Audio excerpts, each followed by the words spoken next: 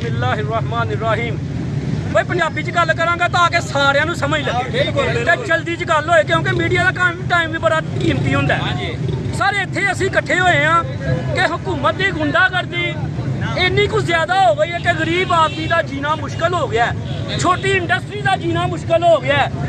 ਅਸੀਂ ਆਪਣੇ ਬੱਚੇ ਪਾਲੀਏ ਕਿ ਇਹਨਾਂ ਨੂੰ ਫਿਊਲ ਪ੍ਰਾਈਸ ਐਡਜਸਟਮੈਂਟ ਦੀ ਮਦਦ ਦੇ ਵਿੱਚ ਰਕਮ ਦਈਏ। ਉਹਨਾਂ ਸਾਡਾ ਬਿੱਲ ਨਹੀਂ ਬਿਜਲੀ ਦਾ ਜਿੰਨੀ ਫਿਊਲ ਪ੍ਰਾਈਸ ਐਡਜਸਟਮੈਂਟ ਇਹਨਾਂ ਲਾਈ ਹੈ।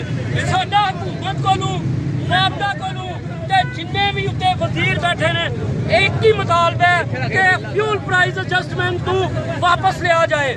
ਜਿੰਨੀ ਦੇਰ ਤੱਕ ਇਹ ਫਿਊਲ ਪ੍ਰਾਈਸ ਐਡਜਸਟਮੈਂਟ ਨੂੰ ਵਾਪਸ ਨਹੀਂ ਲੈਂਦੇ ਅਸੀਂ ਆਪਣਾ ਬਿੱਲ ਪੇ ਨਹੀਂ ਕਰਾਂਗੇ, इंशाल्लाह नहीं करांगे। फ्यूल प्राइस एडजस्टमेंट ना मंजूर, ना मंजूर। फ्यूल प्राइस एडजस्टमेंट ना मंजूर, ना मंजूर, ना मंजूर, ना मंजूर। फ्यूल प्राइस एडजस्टमेंट ना मंजूर, ना मंजूर।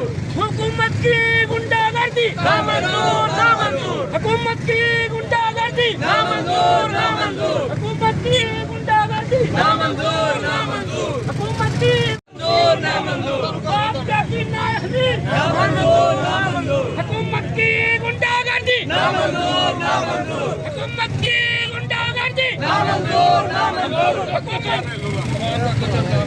अवाम का कत्ल ना मंजूर, ना मंजूर। कत्ल ना मंजूर, अवाम का कत्ल ना मंजूर, ना मंजूर। कत्ल गरीब अवाम का कत्ल बंद करो, गरीब आदमी का कत्ल बंद करो, बंद करो।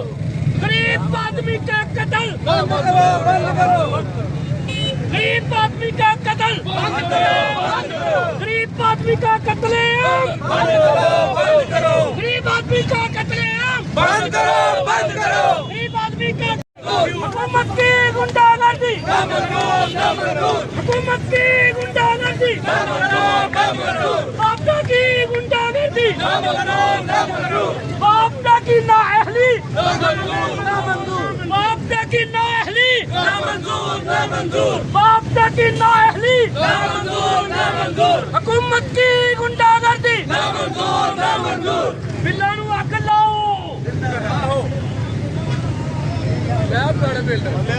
फ्यूल प्राइस एडजस्टमेंट ना मंजूर, ना मंजूर। फ्यूल प्राइस एडजस्टमेंट ना मंजूर, ना मंजूर।